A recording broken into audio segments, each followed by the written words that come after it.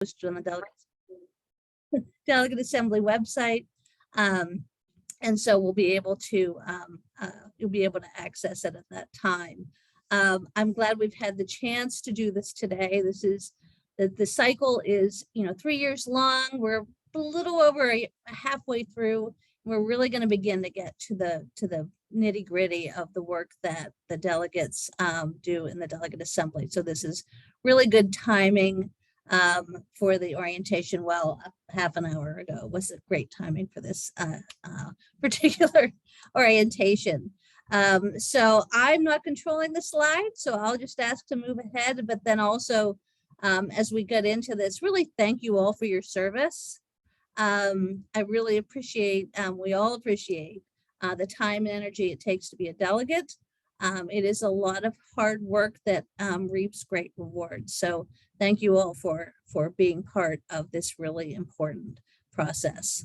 So next slide. So this is my second delegate assembly. And so it might be your first, it may be your 15th. There may be some with more, but I hope that today will just really be a good grounding in the activities, the engagement that delegates are intended to perform, and what really will make the most out of this process, both for you individually and for NASW as a whole. That we meet every 3 years in a culminating meeting, but it is a 3-year cycle. There's a lot going on right now, and even more to come. The bylaws does address this, and while I know you can't link that, you can find that information and really much more on the Delegate Assembly website, which is under the About section of the NASW website. The Delegate Assembly Planning Task Force does oversee this process, and the NASW Board of Directors approves the agenda for the Delegate Assembly. Next. The task force is really hard at work. It's been hard at work in reviewing the preparation materials that are on the website, for beginning to look at some of the items that have are going to be coming before the Delegate Assembly. And then at the end of the process, they'll provide an evaluation of the process. So we're constantly looking at ways to make this better. And more of an experience for all of the delegates and everyone who participates. Next up, I know I want to really acknowledge that task force. Next slide, please. Heather Bradley Geary is our chair, and really a lot of fine people on this group. It's been a pleasure to work with them. Next. So who are your delegates? Who are your counterparts here? I'm sure you've seen a lot of familiar names and faces as we've had time to look through the chat and look through the participants. There are a total of about 277 delegates, 221 exactly, 221 voting delegates. Those are the 200 delegates that are apportioned among the chapters, as well as the 21 members of the NASW board. Those individuals have full speaking and voting privileges throughout the Delegate Assembly. The chapter executive directors, of which there aren't quite 55 of them, which is why you've got the little about symbol there, and the NASW CEO are full delegates of the Delegate Assembly, but they do not have voting privileges, but they're certainly welcome and encouraged to be part of the deliberations and the conversations around the issues that are going on for Delegate Assembly. Next up. So for each, next slide, please. So the chapter delegations, as I said, there are 200 that are apportioned among the chapters. That's based on your membership size. But every single chapter has at least one delegate, and every chapter president is a delegate. If you have more than one delegate for your chapter and you have a chapter president-elect as of July 1st, 2023, that individual is automatically a president-elect. That'll depend on your particular election cycle. And then if you have additional delegates, then that will be filled in through election.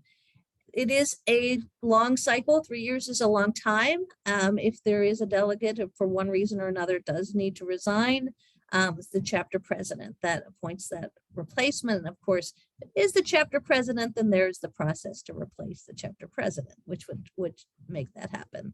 The entitlement chart is public record. It is on the Delegate Assembly website if you're curious to see how that works out. But it's want to be clear that while the chapter executive director is part of the delegation, they don't count in that 200 in the actual chapter allotment. Next up. Next slide. So next I want to talk a little bit about the voluntary coalitions. I think some have already had some connections, at least a meet and greet to get to know folks. These are really not an official part of the governance of Delegate Assembly, but a very useful way for delegates to be able to convene and talk about the issues, talk about the agenda of items that are before the Delegate Assembly, and just really enjoy the collective perspective of the diverse practice and experience and perspectives that each delegate brings to the Delegate Assembly. It is also the primary way in which we communicate with you. There's a listserv for all of the geographic coalitions, and we will, any notifications, reminders, anything like that will come through that. We will also, of course, share them with the chapter executive directors, who I'm sure will then just make sure that you've done that. Now, in the sending out the information for this training, whether you're watching this live or through a recording, we know that we did get some bounce backs on those, and we're working to resolve them as quickly as we can. Next up. So now we're going to get into the what are the key functions of the Delegate Assembly. Program priority goals. We'll be looking at the 2024 to 2027 program priority goals. I know that seems really far away. We all know that it is not. So that will be on the agenda. Any policies revisions, that's those policies published in Social Work Speaks will be on. That will be part of it. Any changes to the Code of Ethics or the bylaws, the pieces of the bylaws that relate to Delegate Assembly. We'll talk a little bit more about that. And then every 6 years, we do consider whether a realignment is necessary for the board's electoral regions. We want to make sure that those are still appropriate. It happens every 6 years, and that will happen in this Delegate Assembly.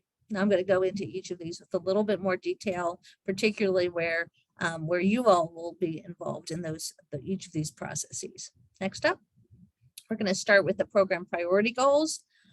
First, a little refresher. I'm going to assume everyone in this call is very familiar with our current program and priority goals that were adopted by the Delegate Assembly in 2020. As you can see, they're very broad, visionary goals that really set us in one direction. Next slide. Because as we all know, that we only have so much people, time, and money, as it says on the slide.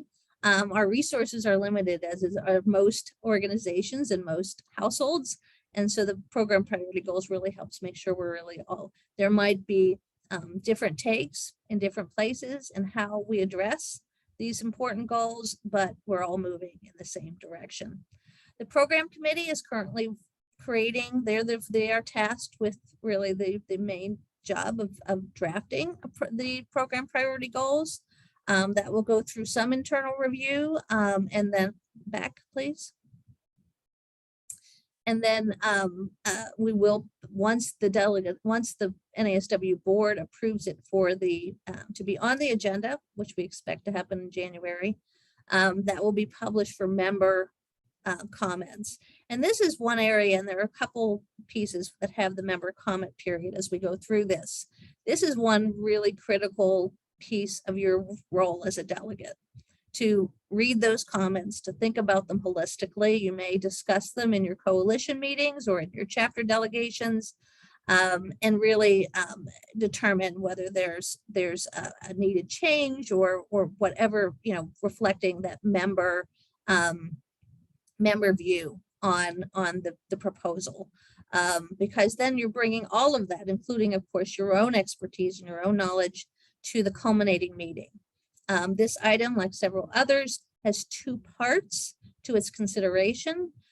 First, there's a question and answer period. And although some delegates try to get a little bit of a support or opposition comment in there, really that part is intended merely for, I shouldn't say merely, but for the important clarifying questions. Following that, the floor debate and vote would occur using parliamentary procedure. As I mentioned, this is the 2024 to 2027 goals, so these would take effect on July 1st, 2024. Okay, next up. Next up, we're going to talk about really our organizational policies, otherwise known as the Code of Ethics and the Bylaws. The bylaws only refer to the bylaws provisions that relate to the delegate assembly and to the due split between chapters and the national office. Those are the only pieces of the bylaws that the delegate assembly have under their umbrella. Earlier this year, when we produced the call to assembly, we welcomed amendments or proposals for both of these, and that deadline was July 31st. So currently, the relevant national committees are really doing the review of those proposals. Again, this is not a gatekeeping process, but more of a review and providing recommendations to the NASW board. It includes the National Ethics Committee. It will soon also include the equity committees to really do a thorough look at the implications of these proposals. They will also be reviewed by the Delegate Assembly Planning Task Force. At the point that they are placed on the agenda, just as the previous item, they will be published on the Delegate Assembly website for member comment. And again, I think it bears repeating your role in reviewing those comments and really taking those under consideration is a key part of your role. I should stop here to say that anytime we work through these, when the agenda is set, when items are placed on the website for review and for comment, of course, you all will be notified and you will be reminded. So that will happen on a regular basis. And so you will not have to go to the website to see if that's there. We will, of course, inform you of that. Next, we're going to go to the public and professional policy statements. And this has a bit of a different process. The policy panels for the policies, for a piece of the policies that are scheduled to be considered in this cycle, are currently underway. And when those panels have finished with their work, they will be posted for member comment. In this particular case, the policy panels will reconvene to consider those comments, and then a final version will be placed on the Delegate Assembly website for delegate vote. Again, of course, this is only the voting delegates, but that process will happen. And we typically leave that open for like 6 weeks to 2 months. So there's enough time to do that. And yes, we will remind you, but it's important part of that, because when those policies when that closes, that will be reported at the culminating meeting. There's no debate or approval process at the culminating meeting. And of course, then the final versions of them will be published in a new edition of Social Work Speaks. So the next slide has the list of very ambitious list, very long list of policies to be considered in this cycle. You can see here that it'd be difficult to find an issue here that isn't a very complex and exciting and important issue for NASW and beyond. So there's going to be a lot of really great work going into making sure that these are up to date and will serve social workers well. Next up. So last but not least is the electoral regions realignment. We'll be doing an analysis to see how the current regions are, whether they're still representative so that they're roughly the same overall membership size, and whether a tweak needs to happen. We generally like them to be contiguous, other than, of course, our favorite folks that are not able to be contiguous. But we really do, want to make sure that that stays, in a fair and equitable regional split. Next up, a few more slides, 2 more slides, I believe. I mentioned this before, it's worth mentioning again. We recognize how important communication is as part of the delegate assembly process. This one has been imperfect today, but certainly we want to use those listservs, certainly as chapter delegations being active. Your chapter executive director will be definitely a leader in making sure that you're well informed as well. And then the website, we'll keep updating the website to reflect the latest activities and the latest information that we have. It will be also important for us to make sure that members are informed when those member comment periods happen, and also the results. This is an exciting time and has exciting, I'm sure, very exciting results at the very end of this. So we want to make sure that they're aware of what's happening, how they can be involved, and really encourage that involvement.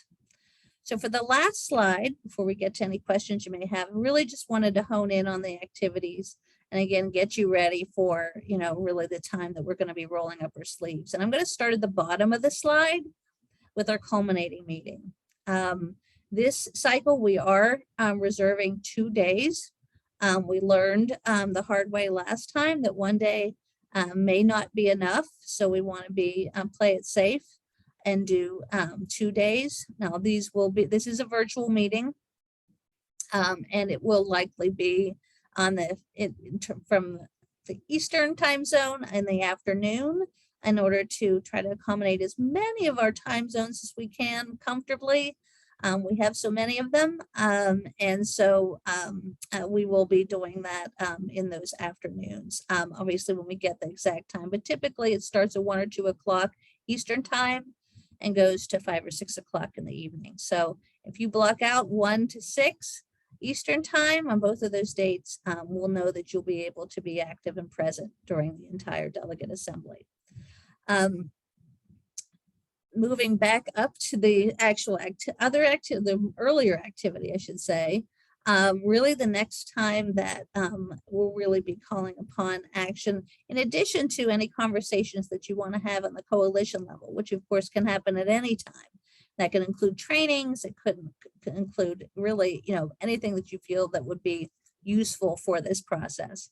But the next real official, milestone will be the public comment periods for the program priority goals, the code of ethics for bylaws, and electoral region realignment. All of that's available for members to provide their feedback as well. Also be wanting to watch for those voting periods. We need to achieve a quorum, but of course we want much more than that. We want for all our delegates to be involved in that important process. And finally, the training, we will have additional trainings, is probably really this time next year, related to the down and dirty parliamentary procedure and other logistical questions of the meeting itself. It is a large number of people to manage parliamentary procedure, and the more that you understand how that will work in this context, I'm sure everyone on this call has been part of meetings that utilize Robert's rules, but in this case, it is very complex, and it's the only way to manage the meeting in a orderly way. So making sure everyone knows not just what it is, but how you can use it as a delegate, how you can engage with delegate assembly during that culminating meeting is so important. So with that, I will take questions, and I've seen the chat move along, but Rebecca, do you want to, since you're the host, help me out? Obviously you can raise your hand if you have a question. or if there's anything Yeah, else. sure. To use the raise your hand feature, you just go to reactions, the reactions button, and then click raise hand. And then once you've raised your hand, you'll be in the queue and we can call on you to ask questions. In the chat, as I saw it starting up, there was questions about the Zoom room. Getting on this email list was a question. How do people get on this? It sounds like Sue said comes from the execs. Share that information. Yeah. Yes, and if you did not get information for this meeting, feel free to contact me and contact your ED, and we can figure out why. Again, we are currently working out a few that we recognize from the bounce back that didn't go through for one reason or another. So we're trying to work that out. So that you might be in that category. But it is, over 250 people. So just trying to make sure that we have all of that contact information. And if your contact information does change, it'd be helpful to know that as well. Yeah, there's a question. Is there an email address for each coalition? There is a listserv for each, and if you were on that, I believe that you can send to it. I'm looking into that right now. I'm just going to try to find that, Julia, just to see if I can find the protocols for that. Anything else? Well, I'm waiting. I'm going to thank Rebecca very much for saving the day. It was a rough afternoon. Anything else? Julia, if I can quickly, I joined late because I missed Rebecca's email about this now Zoom. So I missed a lot of the beginning, and so did my president-elect. Is this, I saw that it was recorded, or will you be sending out an email afterwards with the information to review this? Sure. Not only will the intent is to, we can send out the link for you all to share with your delegates, but we will also post this on the Delegate Assembly website. So it will Great, also be thank you. public. Yeah. It looks like each coalition has a listserv. So having that information about what those email addresses are, maybe that could go out in the next communication to the delegates so everybody can get connected to their coalition. Definitely. Yeah, basically the format of those email addresses would be, so West Central Coalition, for example, would be West Central Coalition at discuss, the word discuss, .naswdc.org. At least that's, so if you had Eastern Coalition, it would be Eastern Coalition at discuss.naswdc.org. So we'll put that all in subsequent communications, but just as an FYI moving forward. Yeah. Thanks, Mark. And good question. Anything else? Well, again, I started it with one, and I'll end with an apology again for just the technical difficulties today. And thank you for hanging in with us. And Julia, there is one more question. Okay, sure. Could you speak to the average time commitment required of delegates throughout the process in terms of meetings and other work? Good question. I would say that it's a bit at your own pace for most of it. There is probably not one way that a coalition, it's difficult to determine how much time there would be in a coalition. It is voluntary. That's not a required part of delegate assembly. It can be very useful part for just, for you as a delegate and for the process, but it's not an official, I guess, requirement as a delegate. So that can be at your own pace. And then the review on the website of the comments is also at your own pace, and would not expect that to be exceptionally long time to do that. And then of course the timing for the culminating meeting. So that's what I would, clearly need to be prepared for the meeting and have the information, but in terms of formal time required, That's really what we're looking at. Alicia?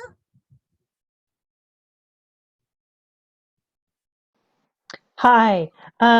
So two questions. Do we have the date of the culminating meeting, but is there no timeline for the other events that happened before that? And who should be my go-to person for like just getting started?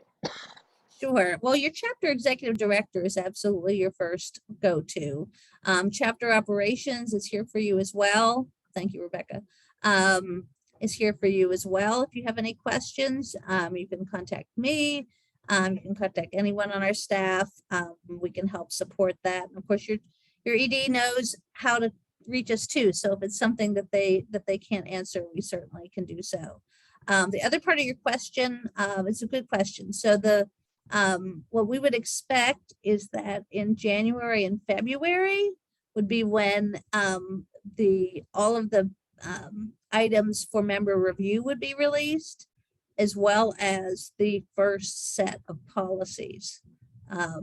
So January, very late January, or perhaps early February will be a key time. I don't have an exact time for the second round of policies, but that will likely be in mid to late spring. I don't think we have a set date for that yet, but that's like, and we will keep you up to date on that as that unfolds as well. And then the trainings are the other piece that will get scheduled, and we'll do those likely in September, October 2023, because it needs to be, fresh for the November meeting. Eric? Hi there, everybody. Thanks for the meeting today. So Julia, here's a question perhaps you can give some guidance on. I was just going back to the public and professional policies that were approved by the board up until now. Is there any a place that's easy for us to access and to drill down on any one of these policies to see what they entail? To divulge your confidence, which you are well aware, many chapters are very concerned with the issue of immigration. Immigration is not a top of the line bullet point here. I'm curious if it's embedded in one of the topics that are here, like on social justice, because I think in the earlier version of Social Work Speaks, or the programmatic priorities of NASW, it was included within something else. So I'm curious if in that case, does it appear anywhere? And likewise, can we drill down on any of these topics? Sure. These are all existing policies in Social Work Speaks, and it's not all of them. So, immigration may occur in a lot of places within that, but it may not be one of the core policies that's being considered for revision this time. Certainly, maybe it would be next time. So in terms of drilling down, really, it's only available right now in Social Work Speaks. And that's where you would access that information. So it's not available currently online. And I know that's something that we've talked about of potentially finding a way to make that more available, but currently that's how that is accessed. Got it. No, thanks for clarifying. Appreciate it. Any other questions? All great questions. Looks like Victor Manalo has his hand up.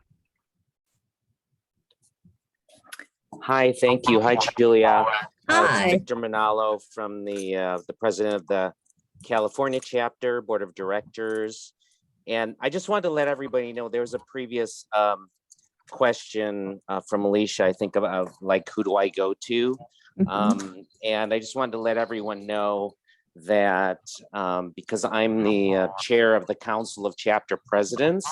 And so we had a discussion in our meeting the other day to talk about doing some training with chapter presidents as well. So if there are any chapter presidents on this call or are going to be listening to this later on, the recording version, just to let you know, to give everyone a heads up that we're going to be doing a training with chapter presidents. And that's also in the hopes that chapter presidents will be able to take some lead in helping their delegation from their chapters, the elected delegates, to get a better understanding of the process and how to get engaged. Thank you. Thank you, Victor. And also, Victor reminds me that another place that you can go is our Delegate Assembly Planning Task Force.